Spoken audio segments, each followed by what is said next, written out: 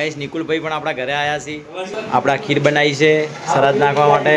તૈયાર છે ગરમ ગરમ ખીર.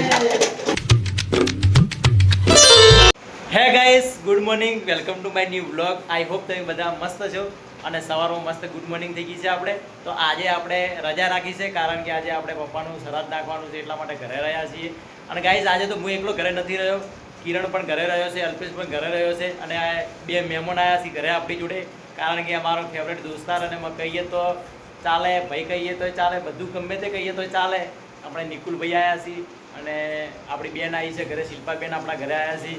મમ્મી સવારમાં 5 વાગે ઉઠીને ખીર બનાવતી હતી અને હવે ખીર બનાવી રહી છે. અને અલ્પેશ પણ હવે તમે દેખો પાછો તૈયાર થઈ ગયો છે, કારણ કે સરાજ અલ્પેશ જ નાખે છે, દર વર્ષ નાખે છે અલ્પેશ. અલ્પેશ તો પહેલાં હું નાખતો હતો પણ પછી કે અલ્પેશ કે મારે નાખવું છે એટલે અલ્પેશ નાખે છે સરાદ.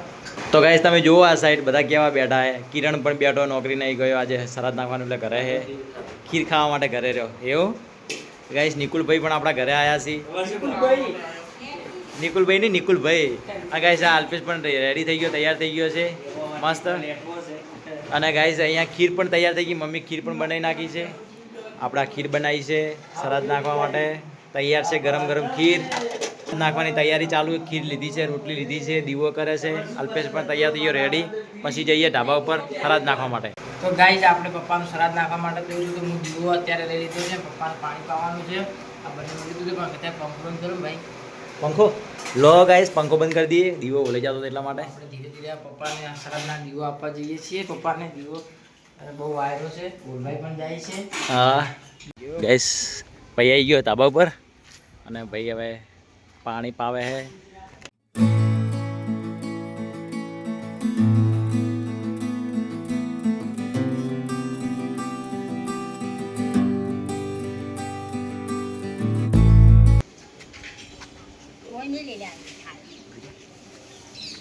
મમ્મી આવી ગઈ સરાદ નાખવા માટે.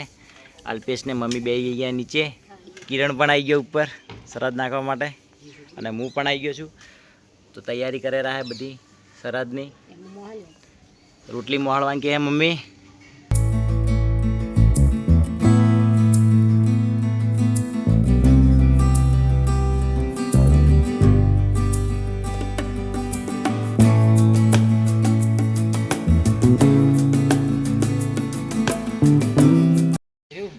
કાગરાજ કે વસ્તુ હે.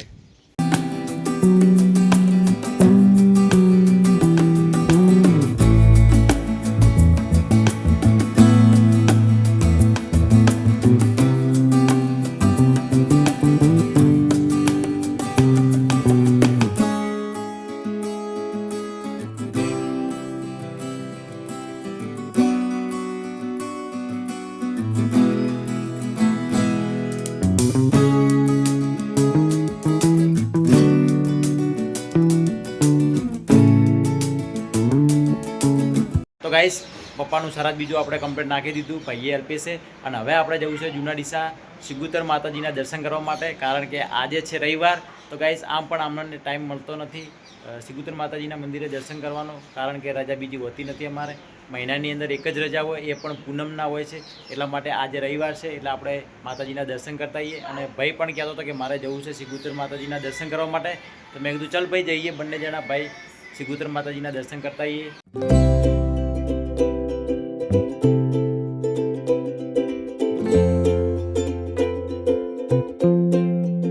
તો ગાઈસ અમે આવી ગયા છે સિગુતર માતાજીના મંદિરે.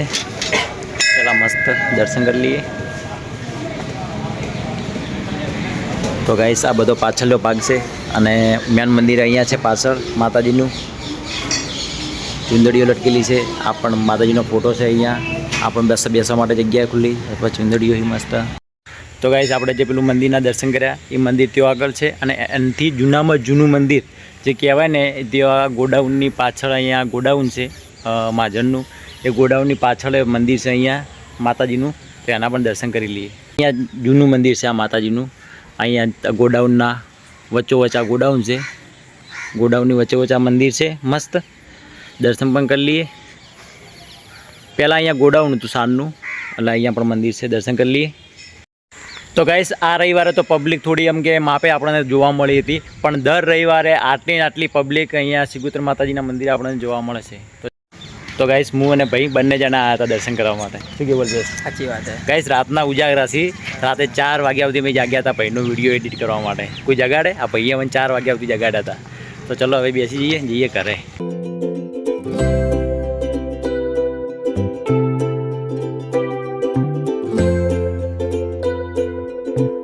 તો ગાઈસ આ તો આપણો આજનો નાનકડો વ્લોગ પસંદ આવ્યો તો લાઈક કરજો, ચેનલ પર ના હો તો સબસ્ક્રાઈબ કરી દેજો, અને મળીશું નવા એક વ્લોગ સાથે કાલે.